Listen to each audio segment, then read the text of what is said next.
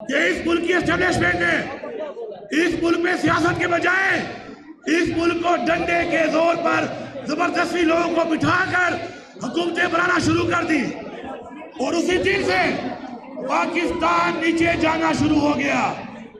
جس دن سے اس ملک میں اس ملک کے آئین کو توڑ کر ماشاءاللہ لگائے گئے، وہ ماشاءاللہ جس سے لوگوں کو زبردستی مسلط کیا گیا، تو پاکستان بجائے اوپر جانے کے نیچے جانا شروع ہو گیا۔ ذوالفقار علی بھٹو کو ایوارڈ دیا گیا۔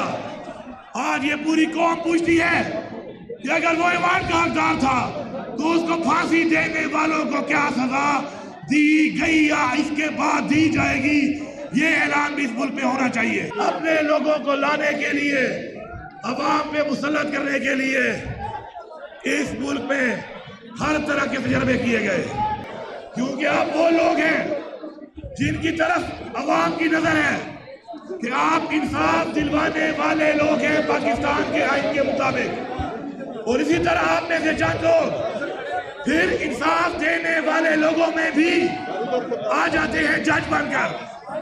مگر افسوس یہ ہے کہ ہمارا انصاف کا نظام آج بہت پیچھے ہے۔ مدینہ کی ریاست کیا تھی؟ مدینہ کی ریاست انصاف کے اوپر قائم تھی۔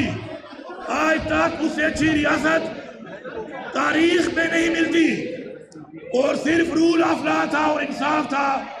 تو ہم یہ سمجھتے ہیں کہ جس ریاست کا ماڈل رول آف لا ہو، انصاف ہو، وہ دنیا کی بہترین ریاست ہوتی ہے۔ آج ہمارے ملک میں کیا ہو رہا ہے؟ آج ہمارے ملک میں پاکستان کی ایک تاریخ سے میں شروع کرتا ہوں کہ پاکستان کی تاریخ ہمارے آباء و اجداد نے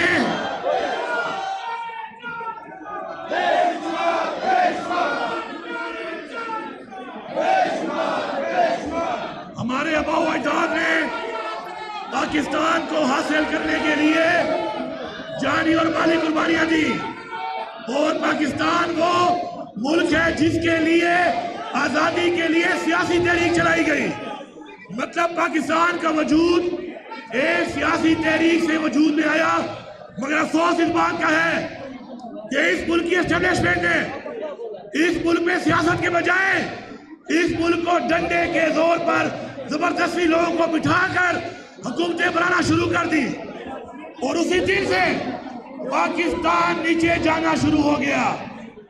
جس دن سے اس ملک میں اس ملک کے آئین کو توڑ کر ماشاءاللہ لگائے گئے، وہ ماشاءاللہ جس سے لوگوں کو زبردستی مسلط کیا گیا، تو پاکستان بجائے اوپر جانے کے نیچے جانا شروع ہو گیا۔ پاکستان کی تاریخ گواہ ہے اس بات کی کہ اپنے لگائے ہوئے ان ماشاءاللہ کے اندر جس بھٹو کو انہوں نے پھانسی دی، اس سے پہلے اس بھٹو کو لانے کے لیے انہوں نے پاکستان کو توڑ دیا، اور بعد میں اس شخص کو پھانسی دے کر شہید کر دیا۔ ابھی ہمارے ایوارڈ کی تقریب تھی پاکستان کے، ذوالفقار علی بھٹو کو ایوارڈ دیا گیا۔ آج یہ پوری قوم پوچھتی ہے کہ اگر وہ ایوارڈ کا حقدار تھا تو اس کو پھانسی دینے والوں کو کیا سزا دی گئی یا اس کے بعد دی جائے گی، یہ اعلان بھی اس ملک پہ ہونا چاہیے۔ اسی طرح بار بار اپنے لوگوں کو لانے کے لیے، عوام پہ مسلط کرنے کے لیے اس ملک میں ہر طرح کے تجربے کیے گئے۔ وہ تجربات آپ کے سامنے ہیں، پوری قوم کے سامنے ہیں۔ ان تجربات سے پاکستان آج 76,000 ارب کے قرضوں میں ڈوب چکا ہے۔ آج پاکستان کی یہ حالت ہے کہ اسلام پہ بننے والا ملک نہ خوددار رہا نہ خود مختار رہا۔ ادھر کشمیر میں مسلمانوں سے ظلم ہو رہا ہے، ادھر فلسطین میں ظلم ہو رہا ہے، لیکن خوددار اور خود مختار قومیں اپنا بیانیہ دیتی ہیں۔ ہم ان کا نام نہیں لے سکتے کیونکہ ہم غلام بن چکے ہیں۔ ہماری ریاستیں غلام ہیں، ہمارے لیڈر غلام ہیں، ہماری اسٹیبلشمنٹ غلام ہے۔ پاکستان پہ بننے والے ملک کی طرف سے مسلمانوں کے لیے ایک بیانیہ نہیں جا رہا. پھر کہتے ہیں ہم پاکستان کے لیے لگے ہوئے ہیں. اگر تم پاکستان کے لیے لگے ہوئے ہو تو پاکستان کے آئین کے مطابق پاکستان میں جمہوریت ہے اور جمہوریت میں الیکشنوں کو ہمیشہ تم ریگ کرتے ہو. ابھی یہ 2024 کا الیکشن جس طریقے سے بدترین دھاندلی کی گئی ہے یہ ثبوت ہے اس بات کا کہ تمہیں پاکستان میں الیکٹڈ نہیں سلیکٹڈ لوگ چاہیے، کیونکہ تم نے اصل میں حکومت چلانی ہوتی ہے اور تم ہی نے اصل میں حکومت گرانی ہوتی ہے. تو جب حکومت تم چلاؤ اور تم گراؤ تو پھر یہ اسمبلیاں کیوں بنائی گئی، آئین کیوں بنایا گیا؟ تو پھر اگر آپ جج بھی ہو، آپ وکیل بھی ہو، آپ مدعی بھی ہو تو ایسے ملک نہیں چلتے. آج یہ وقت ہے کہ وہ عمران خان جو صرف اور صرف اس قوم کی بات کرتا ہے، مسلمانوں کی بات کرتا ہے، اسلام کی بات کرتا ہے، ناموس رسالت صلی اللہ علیہ وسلم کی بات کرتا ہے، آج وہ بے گناہ جیل میں ہے. کس کی وجہ سے؟ کیونکہ نظام کو خطرہ ہے، اس سے نظام کو خطرہ ہے. اور کیا خطرہ ہے؟ خطرہ یہ ہے کہ وہ پاکستان میں رول آف لا چاہتا ہے. اس کی ایک ڈیمانڈ ہے پاکستان میں قانون کی بالادستی، پاکستان میں آئین کی بالادستی، پاکستان میں انسانی حقوق اور پاکستان کی خود مختاری اور خودداری. کیونکہ ہماری اسٹیبلشمنٹ کو اور فیصلہ سازوں کو غلام چاہیے، لیڈر نہیں چاہیے.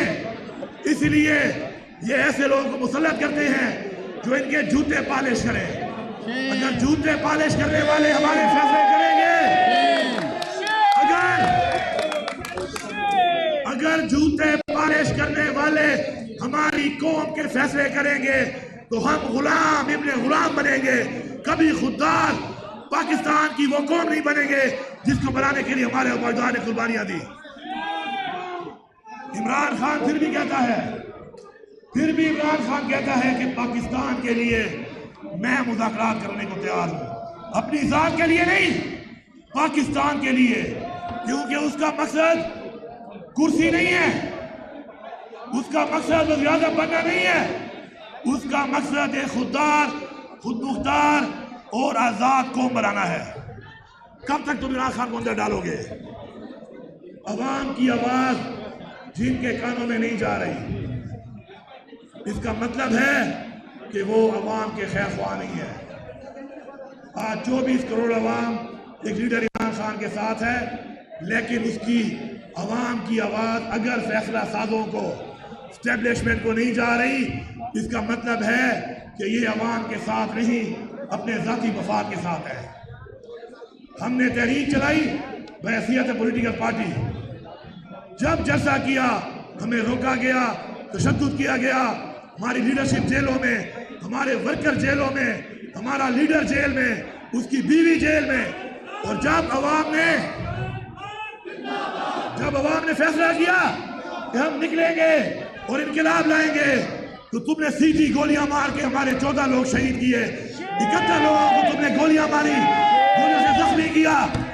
تم چاہتے ہو کہ اس ملک میں، اگر تم چاہتے ہو کہ اس ملک میں اب جنگ ہو اور تمہیں جنگ کرنے کا شوق ہے تو ٹیکس کا پیسہ اس لیے دیا جاتا ہے کہ تم ہماری سرحدوں پہ جنگ کرو. اپنے لوگوں پہ جنگ کرنے کے لیے ٹیکس کا پیسہ نہیں دیا جا رہا. اور آج اگر بات آئی حق کی، سچ کی، امر بالمعروف کی، تو یہ قوم کا ہر بندہ نکلے گا اور یہ فیصلہ کرے گا کہ میں اپنے بچوں کو ایک غلام پاکستان میں نہیں رہنے دوں گا. اور وعدہ کریں، ہاتھ اٹھا کے سارے وعدہ کریں کہ جو کمیاں، جو محرومیاں ہم نے دیکھی، اپنے بچوں کے لیے ہم وہ پاکستان بنائیں گے، وہ پاکستان چھوڑیں گے کہ یہ محرومیاں ہمارے بچے نہ دیکھیں. اور عمران خان کا ساتھ دیں گے. کیوں عمران خان کا ساتھ دیں گے؟ کیونکہ عمران خان ہماری اور ہمارے بچوں کی اور ہماری قوم کی جنگ لڑ رہا ہے. انشاءاللہ یہ جنگ جاری ہے، یہ جنگ جاری ہے. یہ آواز تم نہیں دبا سکتے. تم جتنا دباؤ گے یہ ابھرے گی، تم دباؤ گے یہ ابھرے گی. کیونکہ جنون مرتا نہیں، جنون بڑھتا ہے. میں آپ سب کا شکریہ ادا کرتا ہوں. میں آپ سب کا شکریہ ادا کرتا ہوں. اور ایک بات میں کرنا چاہتا ہوں اپنی تحریک انصاف کو کہ کوئی بھی ایسی تنقید مت کرو جس تنقید سے تمہارے مقصد کو، تمہارے لیڈر کو نقصان پہنچے. آگے بڑھو، متحد ہو جاؤ، اکٹھے ہو جاؤ اور اپنے آپ کو ثابت کرو کہ تم جب ٹکراؤ گے تو وہ پشتوں میں کہتے ہیں یا بغیر ماتوا یا بسر ماتوا، یا پہاڑ کو توڑوں گا یا سر کو توڑواؤں گا. انشاءاللہ وہ وقت قریب ہے کہ ہماری جیت قریب ہے. عمران خان ہمارے درمیان ہوگا. عمران خان اس قوم کی آواز ہے، کوئی اس کو بند نہیں کر سکتا. انشاءاللہ آخر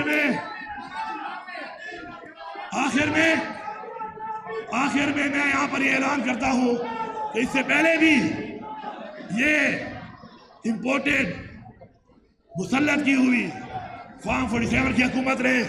جب مجھے پتا چلا کہ ادھر آپ کے بعد کے ایک ملازم نے تنخواہ نہ ہونے میں سے خودکشی کر لی تو میں نے 3 کروڑ روپے گرانٹ دی تھی. اس سے بڑا اچھا ایک ہال بنا ہے اور میں چاہوں گا کہ اس ہال میں انشاءاللہ عمران خان کی تختی عمران خان کی تصویر لگے گی. یہ وہ ہال ہے جس میں علامہ اقبال بھی بیٹھا کرتا تھا. انشاءاللہ میں آپ سے وعدہ کرتا ہوں کہ تحریک انصاف کی ایک صوبے میں جو حکومت ہے وہ پوری تحریک انصاف کی پوری پاکستان کے لوگوں کے لیے ہے. آپ کا یہ بار اور آپ کی جتنے اور بار ہیں جہاں جہاں پہ ہمارے انشاءاللہ ایل ایف کے صدور ہیں ان سب کو انشاءاللہ ہمارے پاس پیسہ بہت ہے. ہم نے کنٹرول کر کے کرپشن کو انشاءاللہ بہت پیسہ جمع کر لیا ہے. آج ماشاءاللہ ہم امیر ترین صوبہ ہیں پورے پاکستان کا، باوجود اس کے لیے کہ ہمارے علاقوں میں دہشت گردی بھی ہے، ان کی لائی ہوئی دہشت گردی ہے، ان کی وجہ سے ہے. تو میں آپ کے اس بار کے لیے 5 کروڑ روپے کا اعلان کرتا ہوں. آپ سب کا بہت شکریہ.